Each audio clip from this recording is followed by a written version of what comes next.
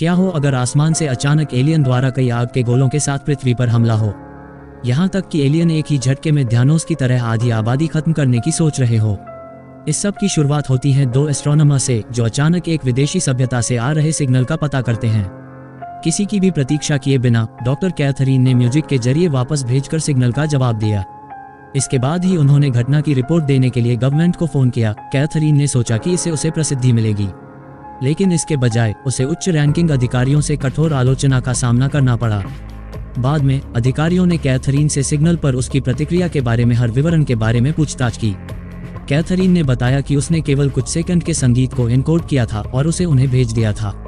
उसका मानना था कि म्यूजिक एक यूनिवर्सल लैंग्वेज है और इससे कोई नुकसान नहीं होगा। लेकिन अधिकारी इस बात से चिंतित हुए बिना नहीं रह सके कि उसकी इस हरकत से पृथ्वी पर क्या परिणाम हो सकते हैं। कुछ लोगों ने अज्ञात सिग्नल को खतरा मानने का भी सुझाव दिया, लेकिन यह महज एक खतरा नहीं था, यह एक आने वाली तबाही थी। उस रात लैब में जहां कैथरीन काम करती थी, उसने पृथ्वी के वायुमंडल के आसपास दिखाई देने वाली लगभग 2500 अज्ञात वस्तुओं का पता लगाया और वे 1000 किलोमीटर प्रति सेकंड की गति से पृथ्वी की ओर आ रहे थे। देखते ही देखते मकान जोर जोर से हिलने लगे। लड़के को लगा कि यह भूकंप है। उसने अपनी माँ को बुलाया और बाहर भाग गया। कुछ ही सेकंड में वह गोले पृथ्वी के वातावरण में आ गए थे। उसी समय एमिली नाम की एक अंधी लड़की ने अपनी माँ सारा को भयभीत करते हुए अपने हाथों को हवा में उठाया, लेकिन उसकी माँ ने तुरंत उसे वापस घर के अंदर खींच लिया। मॉनिटरों के अनुसार अज्ञात वस्तुएं पृथ्वी से टकराने से केवल 10 सेकंड दूर थी। तैयारी के लिए समय न होने के कारण वे सब लोग अपने दिमाग में सेकंड गिनने लगे थे। जैसे ही वस्तुएं टकराईं, बड़े पैमाने पर विस्फोट हुए और दुनिया भर के अधिकांश क्षेत्रों को इसी तरह के हमलों का सामना करना पड़ा। तब कर्नल मोकरानी ने खतरे वाले क्षेत्रों को हर 10 मिनट में अपडेट रिपोर्ट देने का आदेश दिया। जल्द सरकार ने आपातकाल की स्थिति घोषित कर दी, स्कूल बंद कर दिए गए और सभी उड़ानें रोक दी गईं। कुछ अधिकारी अपने परिवारों को बंकरों में छिपने के लिए ले गए थे। अज्ञात वस्तुओं के पीछे की सच्चाई को उजागर करने के लिए इंसानों ने लैंडिंग स्थल पर एक टीम भेजी, जहां उन्हें न्यूक्लियर एडिशन का कोई संकेत नहीं मिला और न ही केमिकल और बायोलॉजिकल टेस्ट सकारात्मक आए। लेकिन आश्चर्यजनक रूप से एक गोलाकार वस्तु से निकलने वाली एक इलेक्ट्रोमैग्नेटिक फील्ड का पता चला। सबसे पहले कैथरीन ने अनुमान लगाया कि ये वस्तुएं शायद एलियन की पृथ्वी पर की गई जांच थी और इनसे कोई वास्तविक खतरा नहीं था। लेकिन मोकरानी ने बताया कि न केवल उनकी संख्या बहुत अधिक थी, बल्कि उन सभी ने घनी आबादी वाले इलाकों को निशाना बनाया है। अब ये सुनकर कैथरीन बहुत चिंतित हो गई। उसने तुरंत अपनी बहन सोफिया को फोन किया ताकि पता चल सके कि वह सुरक्षित है या नहीं। कैथरीन ने उससे उसकी लैब में जाने के लिए कहा जहां वह काम करती थी। अपनी बहन की आवाज में डर सुनकर सोफिया ने जल्दी से अपना सामान पैक किया और जाने के लिए तैयार हो गई। इस बीच यूके में जॉनथन ने अपनी पत्नी सारा को फोन किया और उसे अपने पिता के यहाँ जाने के लिए कहा। इसी के साथ उन्होंने उनके साथ ब्रिटेन से फ्रांस लौटने का वादा किया। बिल नाम का आदमी, जो एक जीव विज्ञानी है, वह कहीं नहीं जाना चाहता। उन्होंने अपने कार्यालय में वापस जाने और इन एलियन हमलों पर शोध करने की योजना बनाई, ये पता लगाने के लिए कि वे क्या करना चाहते थे। पता चलता है कि एलियंस को ह्यूमन न्यूरोसाइंस गहरी समझ थी। जैसे जैसे मैग्नेटिक फील्ड तीव्र होता जाएगा, इंसान के मस्तिष्क में न्यूरॉन सक्रिय हो जाएंगे, जिससे इंसानी मस्तिष्क में रक्तस्राव होने के साथ उसकी मृत्यु भी हो जाएगी। अब बस जीवित रहने के लिए मनुष्यों को छिपने की जरूरत थी, धातु के कंटेनरों वाले गुप्त स्थानों में या गहरे भूमिगत बंकरों में। डैन ने तुरंत ये जानकारी उच्च अधिकारियों को दी। हालांकि रेचेल ने बताया कि यह सिर्फ एक सिद्धांत था, वे सरकारी अलर्ट जारी नहीं कर सकते थे। फिलहाल उन्हें वैज्ञानिकों द्वारा अपना शोध पूरा करने का इंतजार करना होगा। लेकिन डैन आराम से बैठने को तैयार नहीं था। उन्होंने गुप्त रूप से सरकारी वेबसाइट पर एक इमरजेंसी अलर्ट चेतावनी पोस्ट की, जिसमें लोगों को एलियंस द्वारा हमला शुरू करने से पहले छिपने की चेतावनी दी गई। ये संदेश तेजी से फैल गया और दुनिया भर में वायरल हो गया। जब लोगों ने भागने की कोशिश की तो अफरा तफरी मच गई। जॉनथन ने रेलवे स्टेशन तक जाने के लिए एक टैक्सी ली। वह फ्रांस लौटने और अपनी पत्नी सारा के साथ फिर से मिलने की योजना बना रहा था। इस बीच फ्रांस में सारा अपने 2 बच्चों के साथ गाड़ी चलाकर जॉनथन की ओर जा रही थी, जहां उन्हें एक साथ मिलना है। पिछली सीट पर टॉम ने घबराकर ऊपर देखा और देखा कि आसमान में अजीब सी लहरें बन रही हैं। कुछ लोग उत्सुक थे और उन्होंने अपने सेल फोन से तस्वीरें भी लीं। कैथरीन ने बताया कि यह घटना इलेक्ट्रोमैग्नेटिक फील्ड क्षेत्र के तीव्र होने और वातावरण को बाधित करने के कारण हुई थी। कैथरीन की बहन सोफिया भी लैब की ओर जा रही थी, लेकिन सड़कें कारों से भरी हुई थी, जिससे उसका रास्ता ब्लॉक हो गया। चिंतित होकर कैथरीन ने अपनी बहन को फोन किया और उसे तुरंत किसी बंकर में छिपने को कहा और चेतावनी दी कि पृथ्वी पर हमला होने वाला है। इससे पहले कि कैथरीन अपना वाक्य पूरा कर पाती, फोन सिग्नल बंद हो गया और उसकी कंप्यूटर स्क्रीन टिमटिमाने लगी। जब सोफिया ने कार से बाहर निकलकर दूर की ओर देखा तो वह ये देखकर भयभीत हो गई कि कारों की हेडलाइट्स अजीब तरह से उसकी दिशा में बुझती हुई जा रही थीं। खतरे को भांपते हुए सोफिया विपरीत दिशा में जितनी तेजी से दौड़ सकती थी दौड़ने लगी। जॉनथन रेलवे स्टेशन जाते समय दुर्घटनाग्रस्त हो गया और पानी में गिर गया। जैसे ही लाइटें बुझी, मोकरानी ने कैथरीन को एक भूमिगत बंकर में खींच लिया। सारा अपने 2 बच्चों के साथ मेट्रो स्टेशन में पहुंची जो जमीन के अंदर था। बिल ने अपनी पत्नी हेलेन को एक लिफ्ट में चलने को कहा, लेकिन जब बचे हुए लोग अंततः वापस सतह पर आए तो वे ये देखकर भयभीत हो गए कि जिन लोगों ने समय पर खुद को नहीं छुपाया वे मर चुके थे। घटना के बाद डॉक्टर कैथरीन ने गार्ड सैनिकों से झूठ बोला और दावा किया कि वह सैटेलाइट की जांच करने के लिए बाहर जा रही थी, लेकिन वास्तव में वह अपनी बहन की तलाश कर रही थी। सब कुछ होने से पहले उसने अपनी बहन सोफिया को फोन किया था और कहा था कि वह उस लैब में जाए जहां वह काम करती थी, लेकिन सोफिया का कोई संकेत नहीं मिला था। जैसे ही कैथरीन पहाड़ की तलहटी में पहुंची, उसने 4 वैज्ञानिकों को जो लैब में उसके साथ काम करते थे वह उनकी कार में मरे हुए पाए गए। सड़क कारों और मानव लाशों से भरी पड़ी थी। कैथरीन ने कई बार अपनी बहन का नाम पुकारा, लेकिन कोई जवाब नहीं मिला। तभी उसकी नज़र सोफिया की छोटी लाल कार पर पड़ी। उसने खिड़की से मुंह दबाकर ध्यान से देखा, लेकिन सोफिया अंदर नहीं थी। जैसे ही वह मुड़ी, कैथरीन का दिल टूट गया, लेकिन जब कैथरीन ने शव को पलटा तो उसका दुख राहत में बदल गया। ये सोफिया नहीं थी। तब आखिरकार कैथरीन ने राहत की सांस ली। वह अपनी खोज फिर से शुरू करते हुए पहाड़ से नीचे उतरती रही। अचानक उसे नीचे खड्डे से मदद के लिए चिल्लाने की आवाज़ सुनाई दी।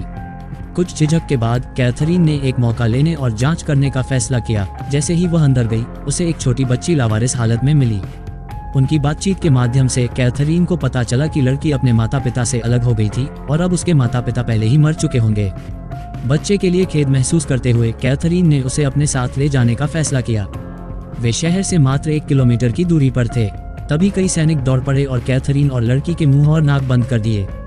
कैथरीन ने पीछे मुड़कर देखा, यह मोकरानी था। यह महसूस करने के बाद कि कैथरीन लैब छोड़ चुकी है, उसकी सुरक्षा के लिए चिंतित मोकरानी उसे ट्रैक करने के लिए कुछ सैनिकों को लेकर आया था। मोकरानी का इरादा उन्हें सीधे लैब में वापस लाने का था, लेकिन कैथरीन ने अपनी बहन सोफिया को खोजने पर जोर दिया। तब मोकरानी भी ये देखने के लिए उत्सुक था कि एलियन हमले के बाद शहर कैसा दिखता है, इसलिए वह उसके साथ जाने के लिए सहमत हो गया। लेकिन जाने से पहले मोकरानी ने कैथरीन को उसके आदेशों का पालन करने की चेतावनी दी।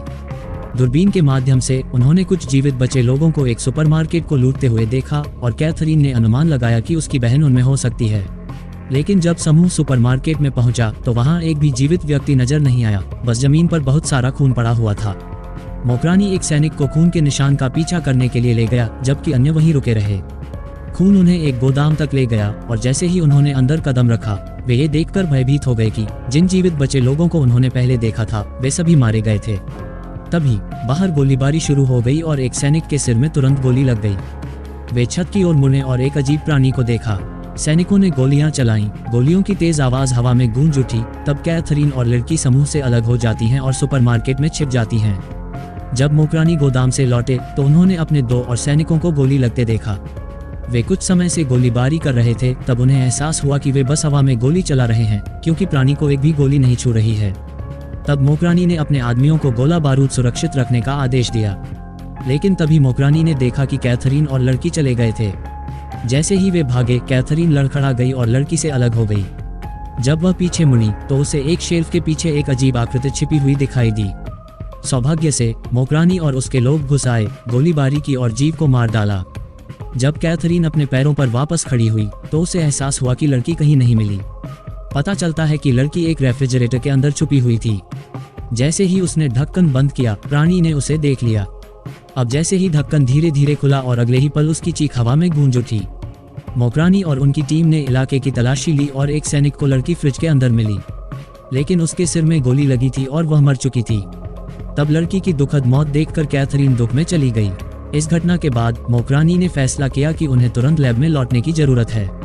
एक सैनिक की गर्दन में गोली लग गई और उसे अपने साथियों की मदद से वापस जाना पड़ा। तब वापस आते ही उन्होंने घायल सिपाही का इलाज शुरू कर दिया।